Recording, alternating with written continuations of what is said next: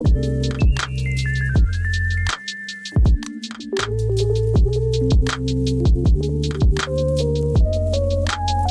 l'occasion de la Journée internationale de la femme, Ce Soir et Belle RTL mettent les femmes à l'honneur au travers de 5 interviews réalisées par Charlotte Beau. 5 femmes qui ont réussi aujourd'hui, mais à quel prix ?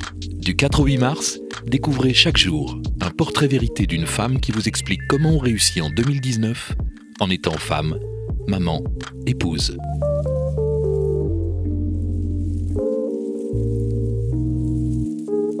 Bonjour, c'est Charlotte Beau pour une interview où on se dit tout, une interview sans tabou avec la plus élégante des femmes politiques, ministre du budget, ministre de la fonction publique et conseillère communale à Rode-Saint-Genèse. Sophie Wilmès est dans ce studio pour se confier comme jamais, une interview qui honore les femmes qui osent. Sophie Wilmès, bonjour. Bonjour. Merci d'être avec nous. Alors place aux confidences sur votre vie, vos vies, j'ai envie de dire, de femme, de mère, d'épouse, de mandataire public. Sophie Wilmès, avec vos 4 enfants, comment vous faites pour tout concilier ? Je pense, comme tout le monde, je fais ce que je peux. Mais 4 ? Oui. C'est énorme. On ne se rend pas compte quand on les fait que ça va être compliqué à ce point-là. Non, je plaisante. Je pense que je fais comme tout le monde. J'essaie de faire de mon mieux. C'est vrai que c'est pas toujours facile, mais j'ai de la chance parce que je suis bien entourée. J'ai une famille qui m'aide beaucoup. J'ai des amis qui nous aident. J'ai un mari qui est très présent. Et puis, c'est vrai que je suis très organisée. Donc, la rentrée des classes se fait d'abord sur une feuille Excel. C'est une réalité.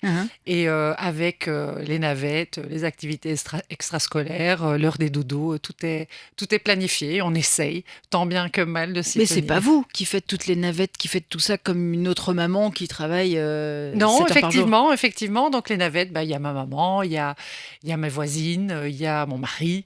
Le matin, je fais le trajet de l'école de la plus petite parce que les autres vont en bus à l'école. Et c'est vrai que c'est une vraie organisation. Et quand il y a un grain de sable dans le truc... Comme quoi, par exemple par exemple, hier, ma plus jeune avait mal à l'œil et donc on a dû aller la chercher plutôt à l'école. Et à ce moment-là, c'est un peu branle-bas de combat. Mais je pense que c'est le cas de toutes les familles... de toutes les familles en général et certainement quand les 2 parents travaillent. Alors dans ces cas-là, dans le clan Wilmès, ça se passe comment ? On vous dérange pas ? On vous appelle pas quand il y a une urgence comme celle-là ? On sait que vous ne pouvez de toute façon pas réagir ? Non, on m'appelle et je tiens à ce qu'on m'appelle. C'est fondamental. Donc, c'est vrai que je suis très occupée, pas souvent disponible. Quand on m'appelle et que je ne sais pas décrocher, il m'envoie tout de suite un SMS. On a nos habitudes. J'ai besoin, si je suis pas à la maison le soir, j'ai besoin de pouvoir montrer à mes enfants que s'il y a un souci, je suis là, évidemment. Alors, peut-être pas à la seconde où ils aimeraient bien que je sois là, mais je me rends disponible comme je peux, comme ça. Donc, l'école, c'est moi qui suis dans les numéros d'urgence, c'est moi qui réponds. Ils savent aussi que je décroche pas tout de suite, que je rappelle dans les 3-4 minutes parce que je reconnais le numéro de l'école. Et donc voilà, on s'organise comme ça. Parce que alors pour vous, pour le coup, elle a un agenda de ministre. C'est pas juste une expression, quoi. C'est pas une légende, c'est vraiment pas une légende. C'est vraiment vrai. C'est quoi le quotidien de Sophie Wilmès ? Ça commence à quelle heure ? Alors, ça commence relativement normalement, c'est-à-dire à 7 heures. Pourquoi ? Parce que j'aime déposer ma plus petite à l'école. Ce sont des moments quand même assez chouettes où on échange beaucoup dans le trajet entre la maison et l'école. Mes grandes, elles partent en bus maintenant. C'est possible tous les matins ? Alors non, c'est pas possible tous les matins, mais c'est quand même possible 3 fois par semaine. J'y tiens et je m'y tiens. Autant je suis pas là le soir, mais ces moments-là, je pense que je dois impérativement les tenir. Et puis je les vois le week-end. Parfois, je rentre aussi le soir, ça m'arrive. Et donc voilà. Donc ça commence à 7 heures. Je dépose ma petite à l'école. Et puis la journée est ponctuée de réunions, de prise de décision, de travail au bureau, tout simplement comme tout le monde, de parlement, d'interviews comme celle-ci par exemple. Alors, rentrons justement dans le cœur du sujet avec ces réunions avec plein d'hommes. Parce que alors vous avez choisi quand même un des domaines d'activité où particulièrement ces messieurs sont bien présents. Que ce soit au début de votre carrière, les cabinets d'avocats d'affaires, et puis vite le monde politique. Comment ça se passe ? Alors là, et je reviens sur les confidences et la sincérité de cette interview, comment ça se passe quand vous êtes comme ça plongé dans un monde tout à fait masculin ? Parce que si on parle 2 minutes de l'actualité du MR, là, on voit bien que la parité est compliquée dans la politique. Il y a beaucoup d'hommes, c'est vrai, il y a beaucoup d'hommes, certainement en politique. La présence des femmes en politique, elle est assez, en fait, récente dans l'histoire politique. Mhm. Alors, il y a toujours eu des femmes, et il y a des femmes remarquables d'ailleurs Oui. en politique, mais elles ont toujours été un peu l'exception. C'est vrai que il m'est arrivé de me retrouver dans des réunions uniquement masculines. Moi, je dois reconnaître que ça ne me gêne pas, en dehors du principe. En dehors du principe de me dire, bah, ce serait quand même bien qu'on soit un peu plus équilibré dans les genres, je ne me sens personnellement pas mal à l'aise, minorisée, en aucune manière que ce soit, parce que je suis entourée d'hommes. Pour moi, la question du genre, en fait, quand je travaille, ne se pose pas. D'accord, c'est pas plus. Il n'y a pas un petit sentiment de fierté de se dire j'y suis arrivée quand même. Euh, Pas spécialement, en fait. Pas spécialement, parce que je ne vois pas le prisme de mon évolution personnelle ou professionnelle ou politique, peu importe. Je ne passe pas cette évolution au prisme de mon genre. Mhm. Je ne les passe pas pour moi, le fait que je sois une femme a peut-être été pour d'autres un avantage ou un inconvénient. Pour moi, c'est un fait. Je suis une femme, point.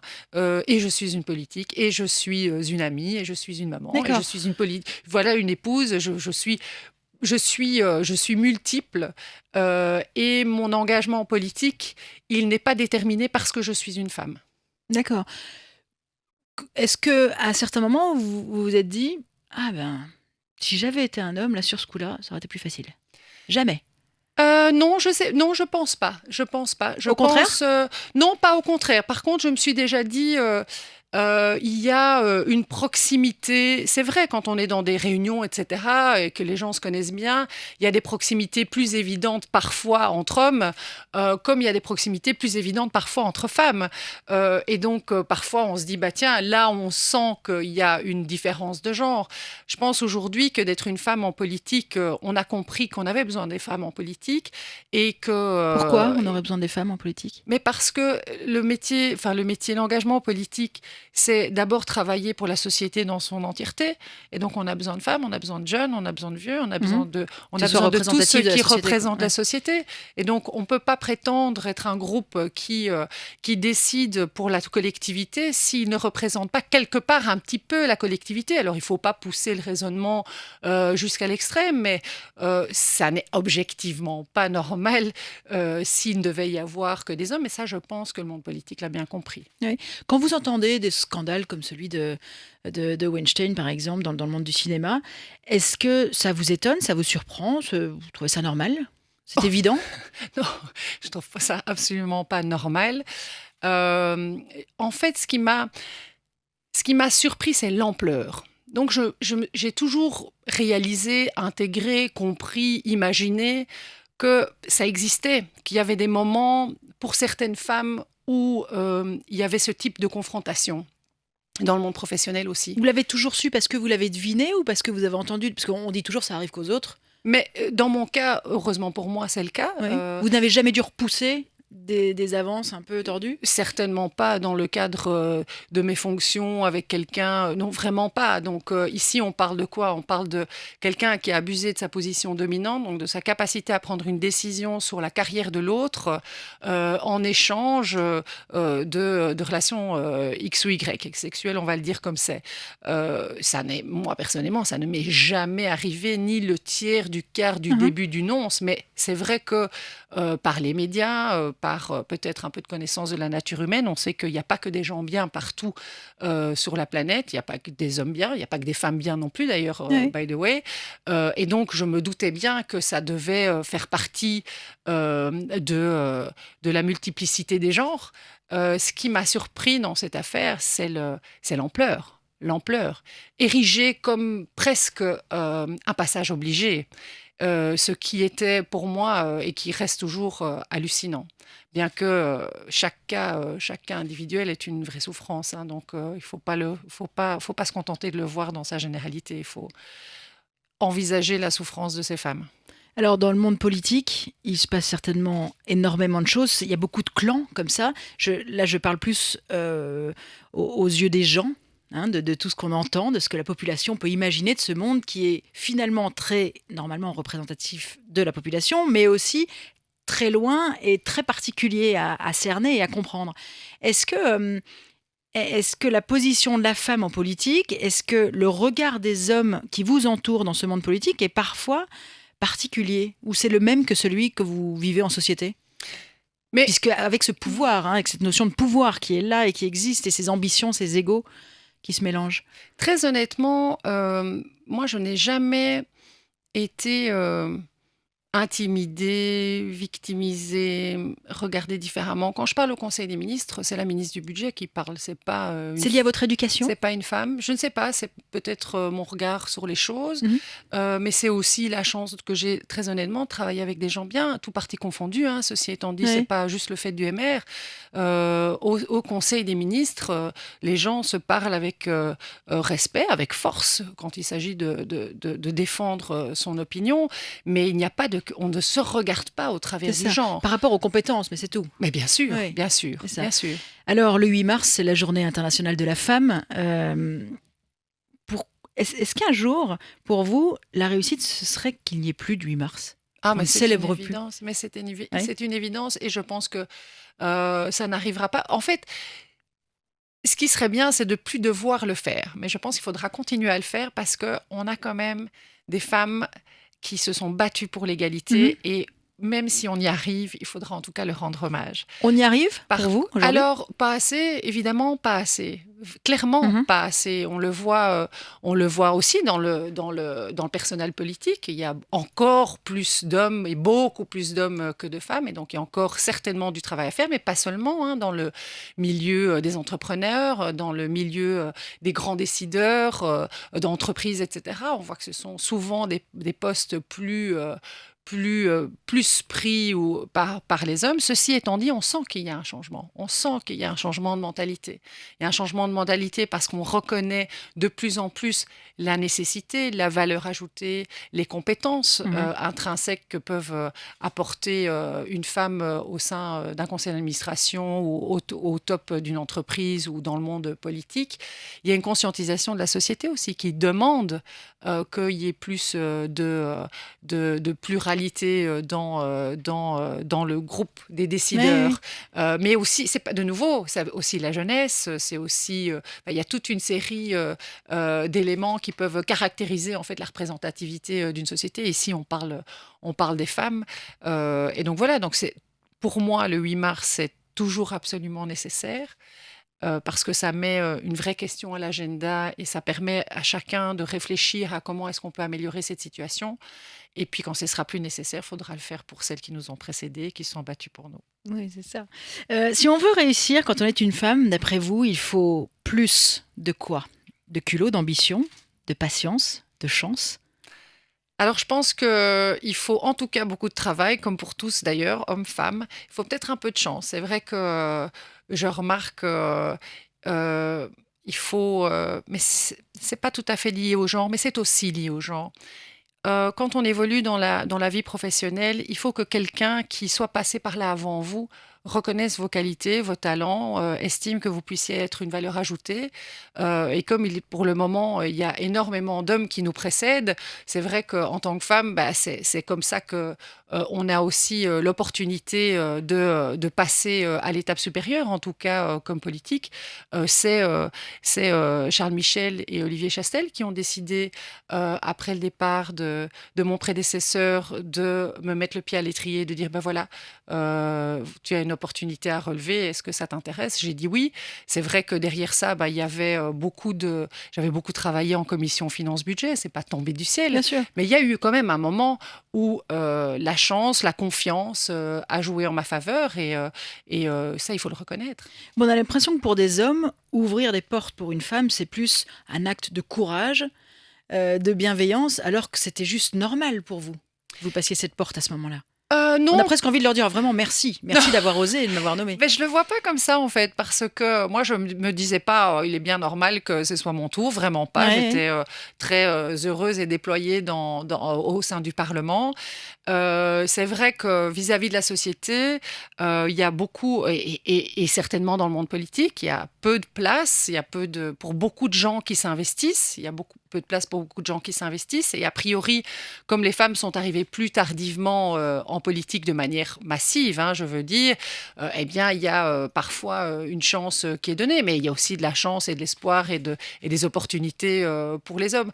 Moi, je ne le vois pas vraiment pas, sincèrement pas comme un geste condescendant vis-à-vis des femmes, loin de là. On a l'impression que c'est presque une stratégie de la part de l'homme de mettre une femme au pouvoir. Mais je ne sais pas, parce que ça reviendrait à dire qu'une femme ne peut pas être choisie parce qu'elle est profondément compétente et juste à sa place. Pourquoi est-ce que ça devrait être une stratégie? Que ça serve deux objectifs, c'est-à-dire mettre la personne la plus compétente à sa place, et qu'en plus, ça serve à multiplier, enfin à ouvrir la diversité au sein de, par exemple, d'un conseil des ministres, why not? Mais ça ne peut pas être l'objectif premier. Et quand on prétend que c'est l'objectif premier, quelque part, on sous-entend que c'est la seule qualité que la femme peut apporter, c'est de la pluralité, au lieu qu'elle puisse apporter d'abord et avant tout sa compétence. Est-ce que vous-même, en tant que femme, vous aidez un peu plus davantage les femmes autour de vous?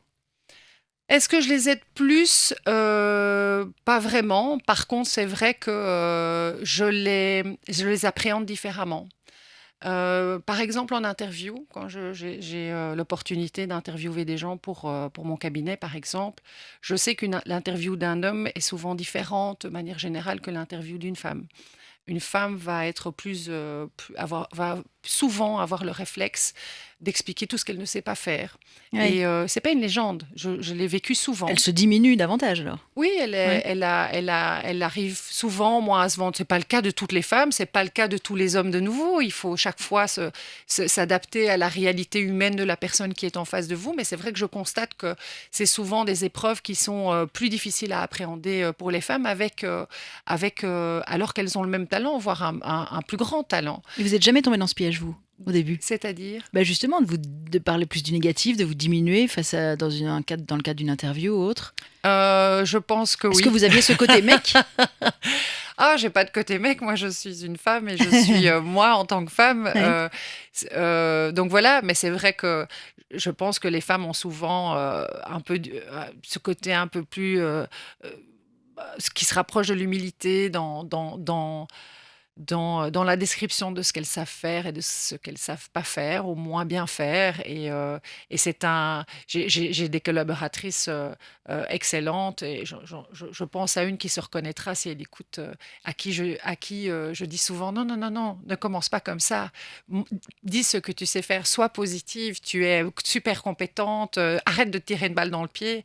Et donc voilà, je pense que quand on est déjà un peu plus âgé, qu'on est soi-même maman, j'ai 3 filles, ce sont des bons conseils qu'on peut donner à nos filles. Et est-ce que c'est justement en vous comportant de la sorte que vous vous sentez plus l'égal de l'homme?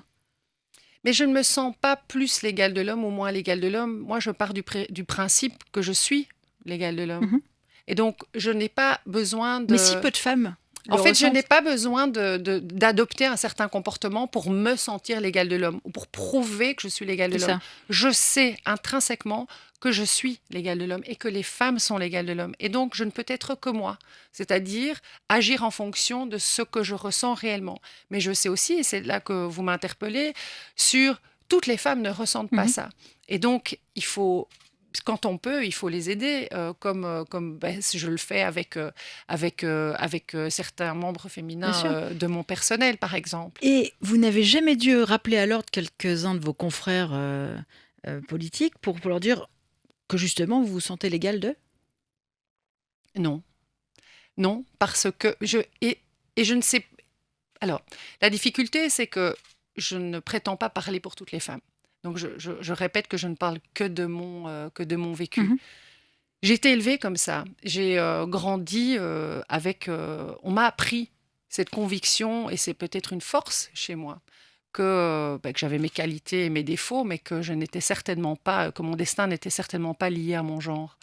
Et donc, il n'y a aucun prisme dans mes actions qui soit lié au genre. Je ne le vois pas, je ne le perçois pas, je ne le ressens pas. Et peut-être que c'est tellement acquis que c'est acquis pour tout le monde. Mais de nouveau, en face de moi, j'ai aussi la chance de travailler avec des gens très bien. Je pense que tout le monde n'a pas la chance, toutes les femmes n'ont Ouais, pas c'est la ça. chance d'évoluer dans des milieux où les hommes les considèrent de la manière la plus appropriée.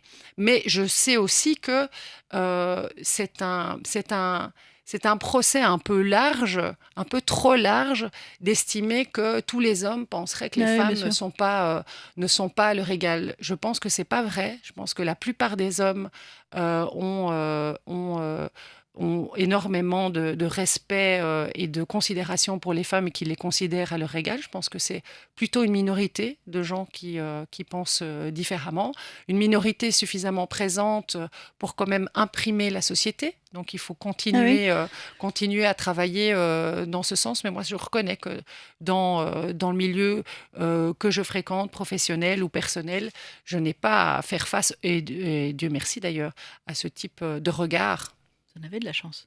Oui, j'ai de la chance. C'est vrai que j'ai de la chance. Vous avez dit « Je souhaite vivre librement dans un environnement où les droits de chacun sont respectés ». Ça veut dire qu'on peut compter sur vous pour nous sortir de là? Et pour emmener avec vous toutes ces femmes qui n'ont peut-être pas votre chance aujourd'hui? En tout cas, oui, je pense qu'on peut compter sur moi pour essayer. Ouais. De nouveau, je pense que je prétendrai jamais être celle qui va régler les choses dans leur entièreté. La société est multiple, elle est complexe aussi. Euh, le regard de certains hommes sur les femmes, il est, il est, il est causé aussi par différentes choses. Mhm. C'est soit l'éducation, soit une expérience de vie, soit un malaise personnel, soit la société. Enfin, il y a beaucoup de choses qui fait que un homme pourrait estimer qu'une femme n'est pas à son égard. Mais je vois aussi la nouvelle génération. Ouais. La nouvelle génération, mon fils a 22 ans. Alors bon, il a la maman qu'il a aussi, il a 3 sœurs, Ouais. mais il considère, lui, ses amis n'ont pas du tout ce prisme de la question du genre quand ils parlent à leurs copines ou à leurs copains. C'est Tant une mieux. relation totalement différente. Est-ce que, vous nous disiez tout à l'heure, bah voilà, j'espère qu'un jour il y aura plus du 8 mars, j'espère qu'un jour tout ce combat avancera. La notion de culpabilité, on en a beaucoup parlé dans ces interviews. Est-ce que jamais, et ça vient souvent du regard des autres, on vous a fait l'une ou l'autre remarque par rapport à votre agenda de ministre et face à votre vie de famille, une certaine culpabilité qu'on irait chercher à ah oui, tu n'es pas souvent là le soir. Ah oui. Vous n'avez jamais été confronté à ce sentiment comme ça. Alors c'est quoi? C'est de la jalousie, de la bêtise, on ne sait pas. Mais en tout cas, ça fait souvent naître chez les femmes actives, très actives, un sentiment de culpabilité du coup. Mais Vous ça, avez c'est jamais vrai. ressenti ça? Ça, Oui. oui. Ça, oui. Ça, oui.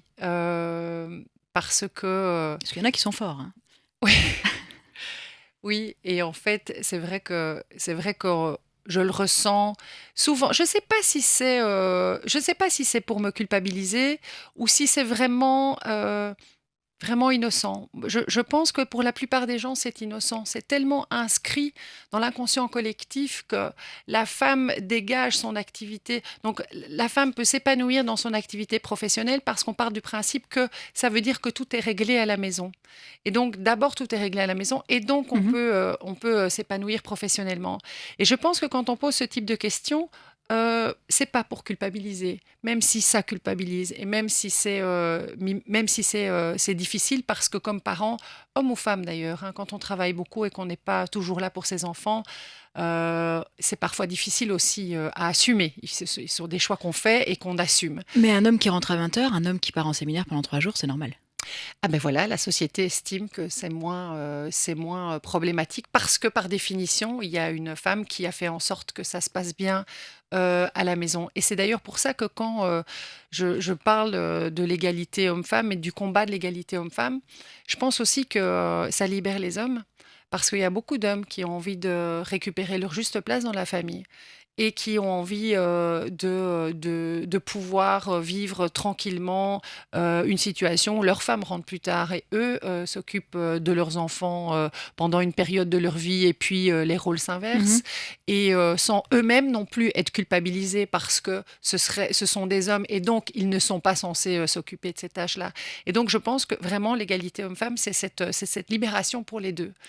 Et donc ça veut dire que ce sont des rôles et des discussions que vous avez forcément eues avec votre mari pour qu'il n'y ait pas de soucis au quotidien avec votre évolution à vous. Tout à fait, tout à fait. Et c'est vrai que quand on m'a proposé de prendre ce rôle de ministre, c'est clair que on savait tous les deux que ça allait impacter Mhm. durablement notre vie au quotidien. Et j'ai réservé ma réponse pour en faire d'abord une discussion de couple et un choix de couple.